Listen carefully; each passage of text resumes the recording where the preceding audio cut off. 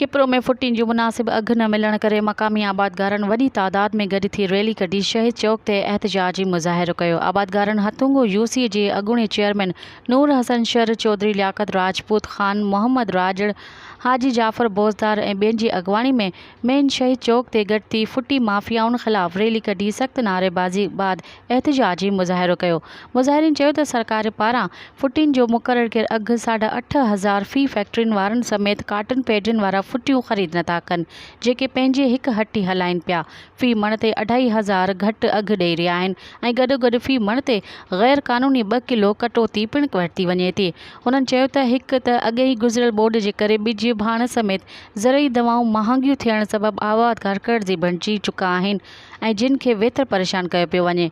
हुननि वधीक चयो त आबादगारनि जी दाह कूकनि बावजूदि सांगड़ जो डीसी ऐं तालकनि जा असिस्टेंट कमिश्नर फुटी माफ़ियाउनि ख़िलाफ़ का बि कार्रवाई न पिया कनि। हुननि सरकार खां घुर कई आहे त सरकार पारां फुटिन जे मुक़ररु कयल अघ ते अमल कराए आबादगारनि में पैदा थियल बेचैनी ख़तमु कई वञे।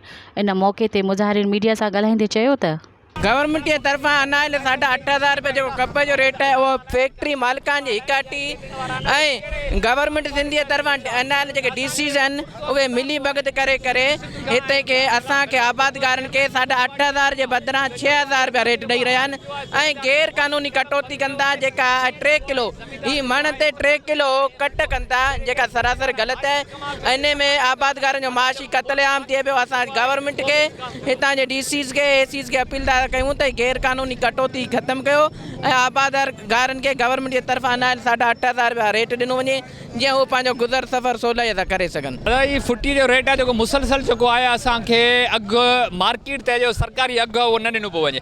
सरकार जे तरफ़ां 8,500 अघु मुक़ररु थियल आहे फुटीअ जो, पर हिते असां वटि जेको आहे जेके पेडियुनि वारा आहिनि उहे 6,500 रुपया बि असांखे न पिया ॾियनि। ही नंढड़ा नंढड़ा स्टाफ आहिनि, डिंग थी वियो या पेरूमल थी वियो या लुणखाड़ थी वियो, हिते बि 74-75 रुपया फ़ी मण जेको आहे विकिरो थिए बि, पर असां वटि 800, 700, 500 रुपया ॾियनि पिया। त हिकिड़ो असां जेको आहे पुरज़ोर हिकिड़ो मुतालबो था कयूं डीसी सांगड़ खां ऐं असिस्टेंट कमिश्नर खां त असांजो जेको इहा सरकारी अघु आहे उन ते छो नथो अमल करायो ॾिनो वञे।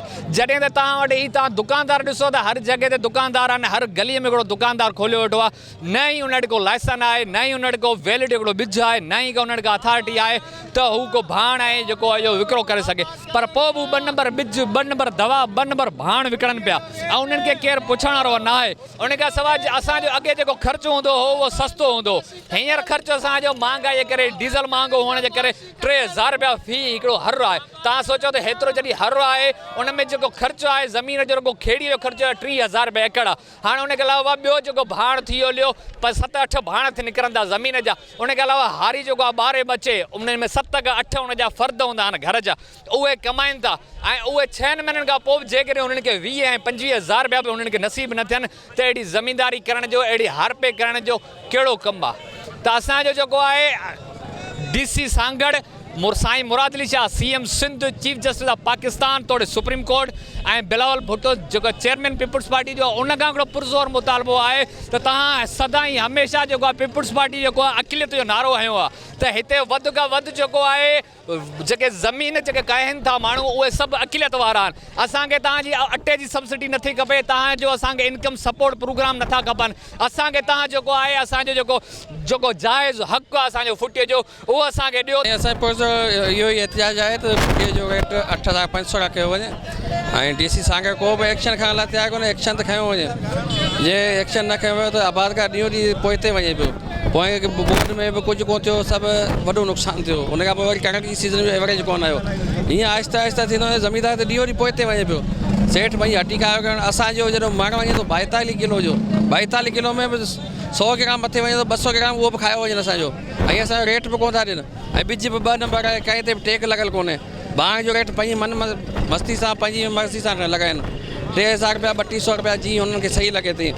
असां निसुरो ज़ुल्म आहे। असां गवर्नमेंट पाकिस्तान सां ऐं सैयद मुराद अली शाह सां डीसी सांगड़ साहिब सां मुतालबो था कयूं त पंहिंजी अखि खोलियो, एक्शन वठो, न त वॾो नुक़सानु माशी नुक़सानु थींदो। असांखे क़त्लेआम बंदि कयो। असांजे खिपरे में वॾो वेदन लॻो पियो आहे, वापारी इकट्ठी करे वेठा आहिनि।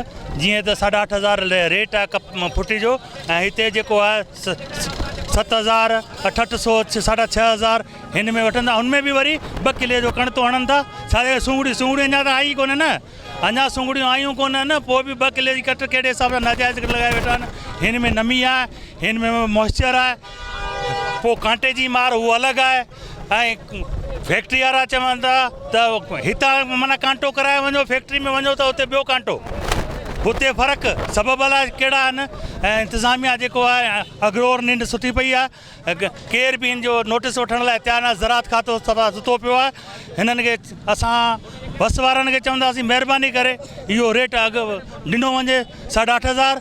ऐं हींअर इहो फसल आहे जिते हर ज़िमेदार जो, हारी जो, सभिनी जो माना गुज़र सफ़र हिन ते आहे। इलाही वॾो ज़ुल्म थी रहियो आहे। हिते भाणे रेट ट्रिपल थी आहे, दवा जो रेट ट्रिपल थी आहे, ऐं ॿिज जो रेट वधी आहे, फुटिन जो रेट ॾींहुं ॾींहुं खां किरे पियो। हाणे उहो जेको ईद जे करे जेको रेट किरायो उहो बहाल ई न पियो थिए। हिते ईद थिए तॾहिं बि रेट किरे थो, हिते ॾियारी थिए तॾहिं बि रेट किरे थो, होली कंदा तॾहिं बि रेट किरे थो। हिते मतिलबु अहिड़ी माफ़िया आहे जेका जंहिंजो मज़हब सां को तालुक़ु न आहे, बसि हुननि खे मौक़ो मिले थो। हाणे बरसाति ॿुधाई आहे तक़रीबन 7 तारीख़ ते, उन बरसाति जो हींअर ई ॿुधाए रेट किराइनि पिया। इन माफ़िया जे ख़िलाफ़ु असां एहतिजाज करियूं पिया ऐं असां इनशाला पंहिंजा हक़ वठंदासीं। हीअ हर साल 2021 में इहो चयो पियो वियो त बाबा जेको आहे सो डॉलर जो रेट किरे पियो, उन करे असां पुठियां रेट ॾींहुं ॾींहुं किराए 22 में जेको चयो पियो। हाणे जेको आहे सो 23 में त डॉलर रेट डबल थी आहे, पोइ तव्हां पुठियां रेट छो कोन पिया डबल ॾियो। असांजो इंतिज़ामिया खां मुतालबो आहे, महिरबानी करियो। ज़रात जेका आहे 70% आहे, 70% माण्हू जेके आहिनि उहो ठीकु आहे त पंहिंजो आवाज़ु नथा रिकॉर्ड कराए सघनि। हींअर तव्हां ॾिसो मतिलबु शोर शायदि छा न आहे उन करे, पर उहे इंसान त आहिनि न, उन्हनि जो कारोबार त आहे न। तव्हां उन्हनि जो ख़्यालु छो नथा रखो। 70% पाकिस्तान जो वॾो हिसो जेको आहे ज़रात आहे। तव्हां ज़रात खे पोइते करे ॿियो कहिड़ी बिज़नेस अॻिते आणींदा? पाकिस्तान कॾहिं बि तरक़ी कोन कंदो। पाकिस्तान जी तरक़ी राज़ इहो बि हुकुमराननि खे, इंतिज़ामिया खे बि सोचणु खपे त राज़ जेको आहे उहो ज़रात में आहे। ज़रात जे अगरि तव्हां फुटी जेको आहे सालियानो आहे फ़सुलु जेको 6 महीननि ते अचे थो, कणिक त ईअं आहे चेट पेट आहे बाबा, उहो थी वियो। हाणे जेको आबादगार जेको बि गुज़र सफ़र आहे उहो फुटीअ ते फुटीअ रेट ॾींहुं ॾींहुं खां किरे पियो। ऐं उन खे महिरबानी करे हुकूमत खे गुज़ारिश आहे भला जेको बि हुजे, गवर्नर हाउस आहे, CM हाउस आहे, जेके बि आहिनि उहे महिरबानी करे हिन ते एक्शन खणनि ऐं फुटीअ रेट ॾियनि असांखे। मज़ीद ख़बरनि ऐं तफ़सीलात लाइ विज़िट कयो असांजी वेबसाइट www.awamiNewsHD.com ऐं ॾिसंदा रहो अवामी न्यूज़ HD।